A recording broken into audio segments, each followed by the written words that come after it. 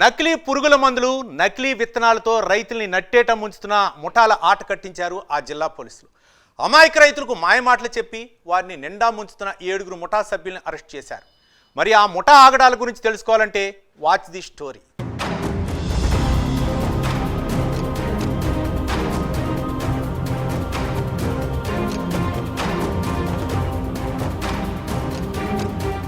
నకిలీ పురుగుమందులు, నకిలీ విత్తనాల దందా నిర్వహిస్తున్న 2 ముఠాల ఆట కట్టించారు వరంగల్ పోలీసులు. 2 ముఠాలకు చెందిన 7గురిని పోలీసులు అదుపులోకి తీసుకున్నారు.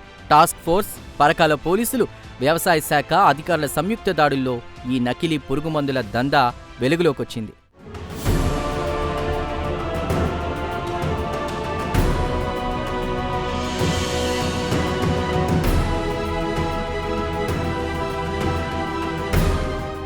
పరకాల మండలం నాగారం గ్రామానికి చెందిన మారబోయిన తిరుపతి తన ఇంట్లో నకిలీ పురుగుమందులు నిల్వ చేశాడని పోలీసులకు సమాచారం అందింది.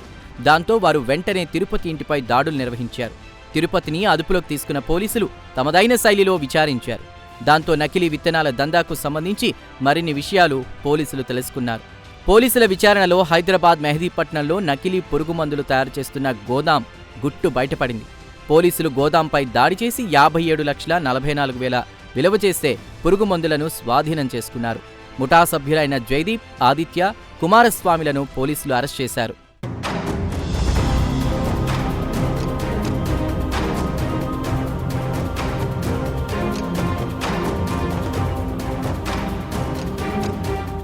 తర్వాత గీసుకొండ పోలీస్ స్టేషన్ పరిధిలోని ఎల్కతుర్తి హవేలీ ప్రాంతంలో బెర్రిరెడ్డి మర్రిరెడ్డి ఇంటిపై దాడులు చేశారు.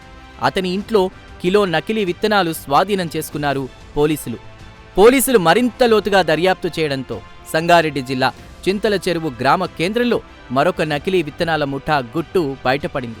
పోలీసులు వెంటనే దాడులు నిర్వహించి ముఠాకు చెందిన సందీప్ రెడ్డి, విజయ్ జోసెఫ్లను అరెస్ట్ చేశారు. వారి వద్ద నుండి 6,18,000 రూపాయలు విలువ చేసే నకిలీ విత్తనాలు, గడ్డి మందులు స్వాధీనం చేసుకున్నారు పోలీసులు.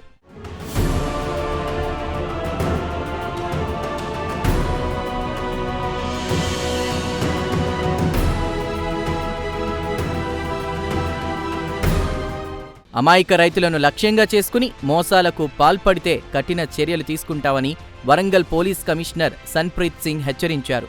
రైతులు ప్రభుత్వ అనుమతి పొందిన విత్తనాలు, పురుగుమందులను మాత్రమే కొనుగోలు చేయాలని సూచించారు.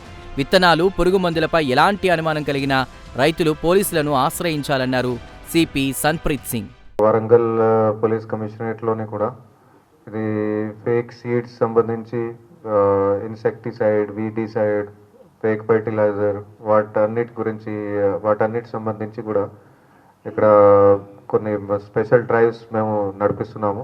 ఈ కేసులోనే ముఖ్యంగా HTBT కాటన్, ఇది ఏదైతే గవర్నమెంట్ నుంచి ఆల్రెడీ బ్యాండ్ ఉంది, ఇది ఎందుకంటే ఇది జెనెటికలీ మోడిఫైడ్ క్రాప్ ఇది.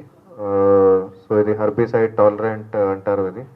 సో ఇది బ్యాండ్ కాటన్ సంబంధించిన సీడ్స్, అట్లాగే ఇది దీంతో పాటుగానే గ్లైఫోసేట్ హర్బిసైడ్ ఏదైతే ఉన్నదో వాటి సంబంధించి క్వాంటిటీ ఇదంతా కూడా ఈ కేసులో పట్టుకోవడం జరిగింది.